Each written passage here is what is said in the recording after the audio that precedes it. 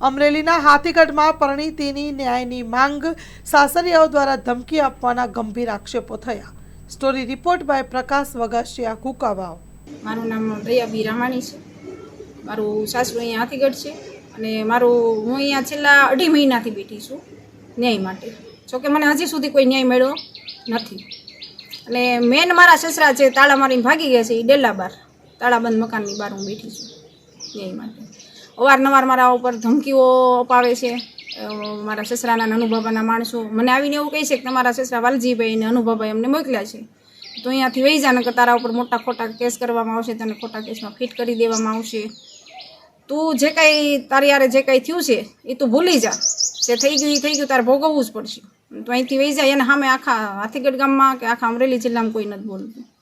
એની પાસે પૈસા છે, એની પાસે મોટી લાગવાગ છે, એ રાજકીય લોકો છે, કોઈનું કાંઈ ન થવા દેતા, તારું કાંઈ નહીં આવે। અમે એને કીધું કે અમારે યારે છેલ્લા 15-17 વર્ષથી આવો અન્યાય થઈ રહ્યો છે અને છેલ્લે મારી બેબી નાની થઈ, નાની હતી ને જે બનાવ જે ઘરમાં બન્યો જે રાત્રે, જો કે મેં અગાઉ પણ કીધેલું છે, ફરિયાદમાં પણ આપેલું છે, કોર્ટમાં પણ આપેલું છે, જેની અમારી પાસે નકલ પણ છે। અમે હાઈકોર્ટમાં પણ આપેલું છે જે તે સમયે અને લીલિયા કોર્ટમાં પણ છે, તમે જોઈ શકો છો, સર્ટિફાઈડ નકલ છે આપણે કોર્ટના સહી સિક્કાવાળી। અમે એમાં જે બનાવ અમારે યારે પહેલેથી તે છેલ્લે લગી જ્યાં લગી બન્યો ત્યાં લગી અમે દીધેલું છે અને અત્યારે પણ જે બની રહ્યું છે એ અમે હાલમાં પણ આપીએ છીએ। અને મારા સસરાએ અગાઉ અમારા ઉપર ખોટા કેસો કરેલા, એમાં પણ અમે કોર્ટમાં લડીને અમે નિર્દોષ હતા, નિર્દોષ નીકળેલા છો। એવી ખોટી હકીકતો પણ મારા સસરા લઈને સમાજમાં અને કોર્ટમાં જઈને એવું કહી છે, તો અમે કોર્ટમાં પણ અમે પુરાવા સાથે આપી છીએ કે ભાઈ આ બધું એને જે ખોટું ઊભું કરેલું હતું એમાં નિર્દોષ હતા, નિર્દોષ સાબિત થયેલા છે। અને અમે અમારી જે હકીકત સત્ય હકીકત છે એ બધાને આપી છે અને કહીએ છીએ, એના પુરાવા પણ છે। અને ત્યાર પહેલાં મારા સસરા આપણે છાવરકુંડલા કોર્ટમાં છૂટાછેડા માટેની પણ દરખાસ્ત લઈને ગયેલા અને એને ફરિયાદ દાખલ કરેલી, 2019માં દાખલ કરેલી ને છે 21 સુધી કેસ હાલેલો। અને અમે અમારી દીકરી સાથે અહીંયા રહેવા માંગતા હોય, અમારે ને અમારા પતિ સાથે કોઈ વાંધો ન હોય, જે બનાવ જે રાત્રે બનેલો મારા સાસુને અનુભવ બન્યો એ અમે જોઈ ગયા ને એને ખરાબ માંગ કરી મારી પાસે, એ અમે સ્વીકારી નહીં। એટલે આવું પણ કરેલું છે, એનો પણ મારી પાસે જે પુરાવા છે, ડોક્યુમેન્ટ છે। અને એ કેસ પણ એ લોકો મતલબ હારી ગયા છે અને એ કેસનો ચુકાદો પણ આવી ગયેલો છે કે છૂટાછેડાનો મતલબ જે અરજી છે એ નામંજૂર કરેલી છે મારા સસરાની। પછી સાહેબ અહીંયા હું આવી ત્યારથી લઈને પહેલાં પણ મારા ઉપર બહુ ખૂબ અવારનવાર ખોટું કરવામાં આવ્યું છે અને એકવાર મને ખોટું બોલીને અહીંયા લાવવામાં આવી મારા સગાઓ દ્વારા। અને અહીંયા એવું કહેવામાં આવ્યું, લીલિયા પોલીસ સ્ટેશનેથી ફોન આવ્યો, જે તે વખતે ધર્મિષ્ઠા ગોસ્વામી સાહેબ કોઈ પીએસઆઈ હતા, એને એવું કીધું કે તાર ઘરવાળો આવ્યો છે, તને સમાધાન કરીને તેડી જઈશ, તારે જવું છે? મેં કીધું હા સાહેબ મારે જવાનું જ છે, મારે બેબી છે। એટલે મને માણસો મોકલ્યા તેડવાને, અહીંયા આવ્યા એટલે મારી ઉપર જેમ ફાવે અંધાધૂંધ હુમલો કર્યો, બહુ મારી મને। અનુભવા ખુદ હતા, મારા કપડાં બપડા તોડી નાખ્યા, મારી છેડતી કરવામાં આવી, ઘણું બધું મારા ઉપર ત્રાસ ગુજારવામાં આવ્યો। મને આ પગે ડાબા પગમાં મારેલું પણ છે, જે કે અમે ફરિયાદમાં લખાવેલું છે, ડૉક્ટરે સારવાર પણ અમરેલી સિવિલમાં દાખલ થયેલી આપેલી છે। કોણ મને 108માં લઈ ગયું મને ખ્યાલ નથી, એવી અંધાધૂંધ મારેલી 2 વારમાં।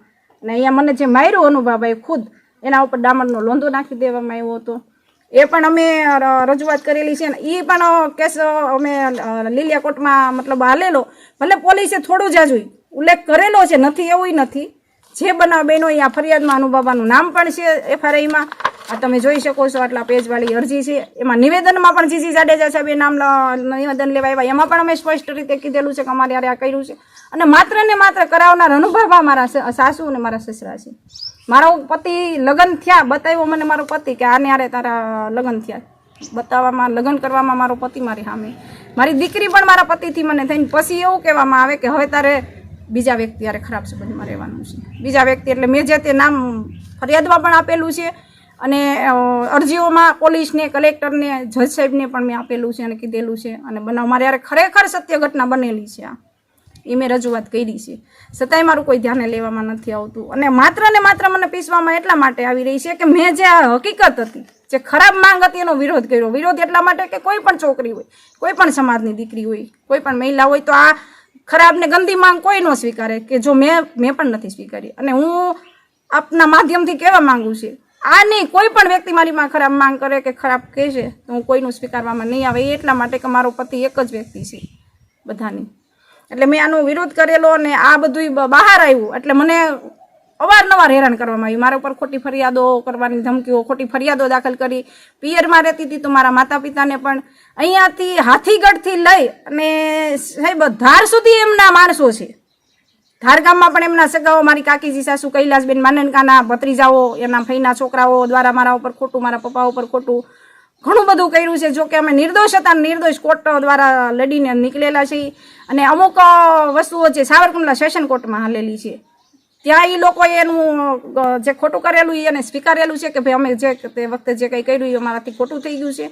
અને સાહેબે એમના ઘણાના સમાધાન પણ કરાવેલા છે, જજ સાહેબે પોતે, સેશન જજે.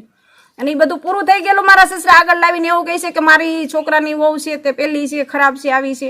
પણ એના ટોટલ પુરાવા છે ને જરૂર પડે તો વધુ પણ હું આપીશ. મારી દીકરીએ પણ હાથીગઢ ગ્રામ પંચાયતને લેખિતમાં આપ્યું કે મારી મમ્મી અહીંયા બેઠી છે ને મારું ભણતર ખોરવાય છે, મારું ભણતર રજડી પડ્યું છે મારા દાદા ને મારા પપ્પાને, અનુભવવાના મારા દાદીના લીધે. તો મને આમાંથી નિરાકરણ લાવીને મારી મમ્મી મને અપાવો. મારા પપ્પા તો પહેલાંથી છીનવી લીધા છે. તો પંચને રજૂઆત કરી, ગ્રામ પંચાયતની. તો પંચોમાં કોણ આવે છે? અનુબાબાના સગા ધોરાજીયા 4-5 ભાઈઓ આવે છે અને નિલેશભાઈ એ એવું કહે છે કે હું સરપંચ છું. ભાઈ નિલેશભાઈ ખુદ અમને જાણવા મળ્યું કે નિલેશભાઈ સરપંચ નથી, એમના વાઈફ છે. તો અમે એક અરજી પણ આપી હતી, અમારી બેબીએ પણ આપી અને અવારનવાર રજૂઆત કરીએ તો એમ કહે છે કે સરપંચ તો પાયલબેન ધોરાજીયા છે. નિલેશભાઈને પણ અમને સહી તો ખરેખર નિલેશભાઈ ધોરાજીયા જ કરી દે છે. સરપંચ તરીકે રિસીવ કોપીમાં નિલેશભાઈ ધોરાજીયાની સહી હોય છે. અને ખુદ નિલેશભાઈ એવું અમને કીધેલું છે કે તમે અહીંયાથી વયા જાઓ, તમે અહીં બેહી ન શકો, તમે પૈસા બોલો. હું પૈસા માટે નથી આવી, હું મારા ન્યાય માટે અને મારા હક માટે આવી છું. મારો પિયર તરફથી મળેલો ઘરેણું, કરિયાવર, સોના ચાંદીના દાગીના તેમજ સગાવાલાએ જે દીધેલી ગિફ્ટ વસ્તુઓ, ચીજ વસ્તુઓ બધું જ મારા સસરાની અંડરમાં છે. બધું જ મારા સસરા પસાવીને બેઠા છે. મને કોઈ વસ્તુ નથી મળી. ભરણ પોષણનો કેસ હાલેલો હોય, કોર્ટે હુકમ કરેલો હોય છે, છતાંય ઘણા વર્ષોથી લગભગ અંદાજિત 4.5 લાખ જેવું ભરણ પોષણની રકમ સડક હોય તે પણ નથી ભરવામાં આવી. અને ઉલટાની મને દબાવવામાં આવે તો અહીંથી વૈસા ન કરતા રહો, પણ મોટામાં મોટો અમે કેસ કરશું. અનુબાબા ખુદ એના માણસો પાસે ફોન કરાવડાવે અને એવું એનો માણસ એમ કે મારી બાજુમાં જ અનુબાબા બેઠા છે, એને મને કીધું તું અહીંથી વહી જા. મેં કીધું ભાઈ હું ક્યાં જાઉં? મારું ઘર જ આ છે, મારું કોઈ નથી આ દુનિયામાં, મારો પતિ જ મારો પરમેશ્વર છે. એને મારા સસરાને અવારનવાર માણસો એના મોકલે છે કે એને કયો ત્યાંથી વહી જાય એમ. મારો છોકરો વિદેશમાં મેં મોકલી દીધો છે, અહીંયા નથી. તો અમારી એક રજૂઆત છે, અમે પીએમ સાહેબને પણ લેખિત ને મૌખિક ને બધું જ મોકલ્યું છે, પુરાવા સાથે મોકલ્યું છે. તો ત્યાંથી કોઈ આપણે લીલિયા પોલીસમાંથી સાહેબો આવે છે, એમાં કોઈ બીટ જમાદાર ટીલાવત બાપુ હતા, એમની હારે પણ કોઈ હતા. એને એવું કીધું કે પીએમઓમાંથી અમને પણ આ કાગળ ઉતરો છે ને એમાં તમે શું કહેવા માંગો છો? તો મેં સાહેબને એવું કીધું કે સાહેબ હું કાંઈ કહેવા નથી માંગતી, કહેવા ખાલી એટલું જ માંગુ છું કે મારી હારે બહુ ઘોર અન્યાય થઈ રહ્યો છે, અત્યાચાર થઈ રહ્યો છે. એમાં અમે સહાયતા માંગી છે પીએમ સાહેબ પાસે કે પીએમ સાહેબ મને મારી સહાયતા કરો ને મને આ ત્રાસમાંથી મુક્ત કરો અને મને ન્યાય અપાવો. તો સાહેબે એવું કીધું કે તમે શું કહેવા માંગો છો? કાંઈ નહીં, મને ન્યાય નથી મળ્યો અને સહાયતા નથી મળી તો તાત્કાલિક મને સહાયતા કરો, મારા પ્રશ્નનું નિરાકરણ લાવો. આવું મેં એમને કીધું. પછી મને પાછું પીએમઓમાંથી ફોન આવે છે કે બેન તમને કંઈ સહાયતા કે કંઈ મળ્યું છે કે તમારો કોઈ પ્રશ્નનું નિરાકરણ થયું? મેં કીધું નહીં સાહેબ, હું તો હતી ને 2.5 મહિના થઈ ગયા. આ ન્યા ને ન્યા એની જગ્યાએ બેઠી છું, ભૂખી તરસી. કોઈ વ્યક્તિ મદદ કરે કે ન કરે, મારી તો લડાઈ છે, મારે યારે છે, અન્યાય થયો છે. અને ખાસ કરીને સાહેબ હું એટલું કહેવા માંગીશ કે મારા લગ્ન, મારી સગાઈ મારા પતિ જોડે કરાવવામાં આવી. મારી દીકરી મારા પતિથી મને સંસારમાં થઈ, પછી મારા પતિને મારાથી અલગ હાવ. જોકે શરૂમાં એવું જ કર્યું હતું, થોડો દિવસ 2-4 દિવસ વાર તહેવારમાં લાવે અને પાછા મોકલી દઈ સુરત ધંધાથી. અને ત્યારથી લઈને આજ સુધી સાહેબ મારો ઘરવાળાને મને ખાલી લગ્ન કરી અને અમારી દીકરી થઈ ત્યાં લગી જ નાતો રાખ્યો. અને પછી એવું કીધું કે હવે તારું ઘરવાળું તને નહીં મળે, તારે અહીંયા આવી રીતના ભાભાને મારા ઘરે છે તારી પાસે માંગ કરી છે એમાં જ તારે રહેવું પડશે. મને અવારનવાર મારવામાં આવી છે, ખોટા કેસોમાં ફિટ કરવામાં આવી છે, છતાંય અમે લડીને અન્યાય સહન કરી અને જે એને અમારા ઉપર ખોટું કર્યું એની સામે સત્યતાથી લડી અને નિર્દોષ હતા, નિર્દોષ નીકળેલા છે. આગળ શું માંગ છે તમારી? આગળ મારી માંગ એ છે કે ખરેખર મારો પતિ મેં જે એની હારે લગ્ન કર્યા છે, મારી દીકરી એનાથી છે, મને અમારું એક સંતાન એના નાતે, અને અમે પતિ પત્નીમાં કોઈ ઝઘડો નથી થયો, નથી ક્યારેય બોલ્યા બાધ્યા કે ક્યારેય સામે આ બનાવ બન્યા પછી તો છેલ્લે મારા પતિ અહીંયા હતા પણ નહીં, અને ત્યાર પછી હામાં 1 કલાક પણ અમે ભેગા નથી રહ્યા, તો અમારે કોઈ વાંધોય નથી. એટલે મારી માંગ સરકારને એ છે અને કોર્ટમાં અને પોલીસ કે તંત્ર કોઈ પણને મારી એટલી હાથ જોડીને વિનંતી છે કે મને ને મારી દીકરીને ને મારા પતિને અમને અમારા ઘરે અમારા શાંતિથી અમને રહેવા દે અને અમારા પત્ની તરીકેના અને મારી દીકરીના દીકરી તરીકેના હક અધિકારથી અમને પૂરેપૂરો ન્યાય મળે. અને સરકાર પાસે એક એવી માંગણી છે કે અમારા ઉપર ખોટી ફરિયાદો દાખલ કરવાની, ખોટી કેસમાં ફિટ કરી દેવાની, ખોટી રીતે કનડગત મારી નાખવાની કોશિશો છે. હું અહીંયા સૂતી હતી તો મને મારા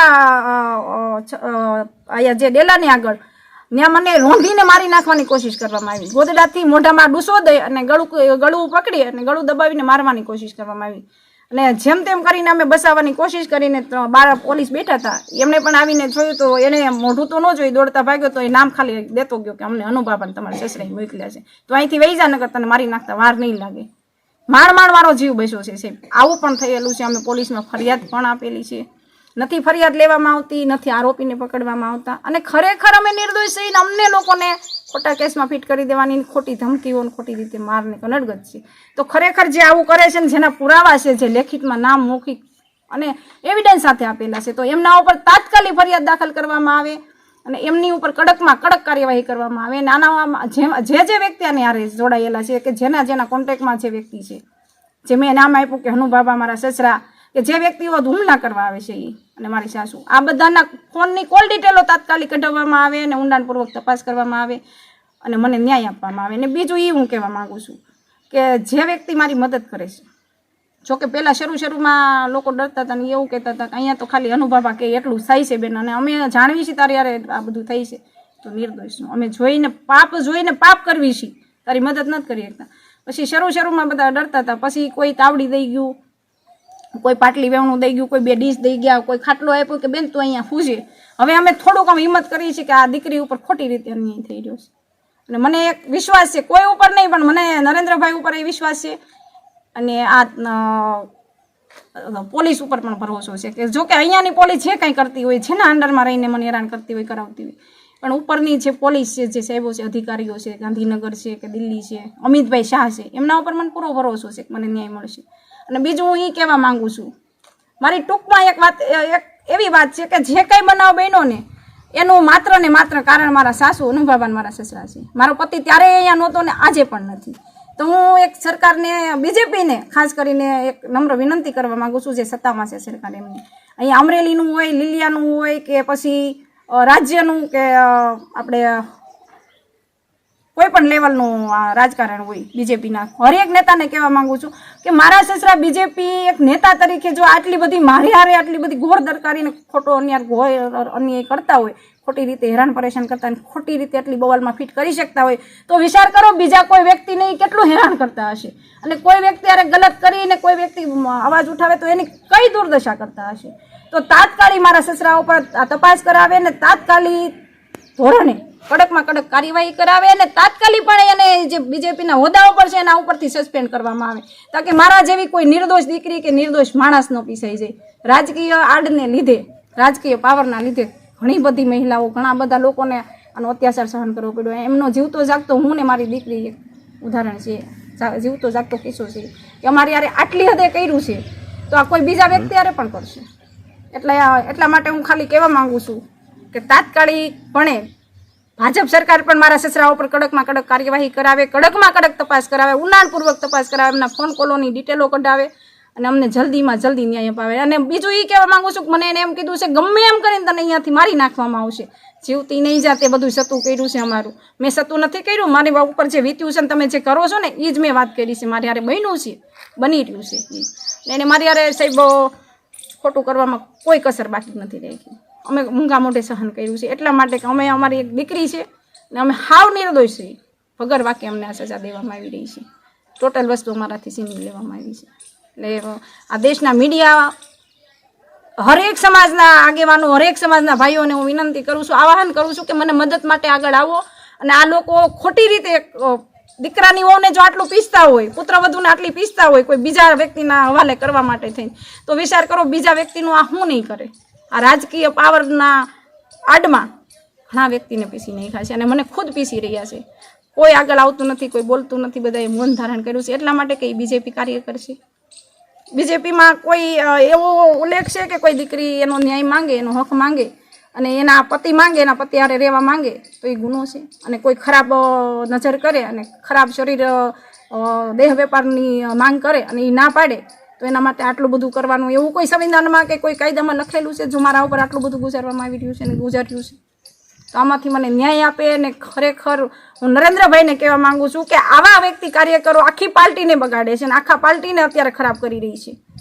તો આવા વ્યક્તિને તાત્કાલિકપણે સસ્પેન્ડ કરવામાં આવે, તાત્કાલિકપણે મારી આ જે મેટર છે એનું નિરાકરણ લાવવામાં આવે ને અમને પૂરેપૂરો ન્યાય આપવામાં આવે. બસ સરકાર પાસે અને આ નેતાઓ પાસે અને બીજેપી કાર્યકરો પાસે પણ મારી આ જ માંગ છે.